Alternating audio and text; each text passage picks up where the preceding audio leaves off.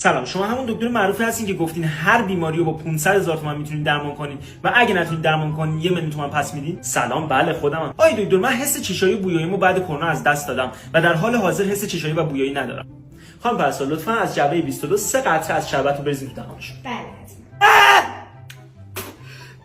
که بنزین آی دکتر. تبریک میگم، حس چشایی و بویاییتون برگشت. میشه 500,000 تومان. سلام آقای دکتر، من حافظه‌مو کلا از دست دادم، در واقع آلزایمر گرفت. درسته. خانم پرستار، لطفا از جعبه 22 3 قطره شربت رو بریزید تو دهانش. نه اون بنزینه. تبریک میگم، حافظتون هم برگشت. میشه 500,000 تومان. سلام آقای دکتر، من بیناییمو از دست دادم. متاسفانه نابینایی نمیتونم با دارو درمان کنم. پس من 1 تومن به شما میدم. این که 100 تومن. تبریک میگم، بیناییتون هم برگشت. میشه 500,000 تومان.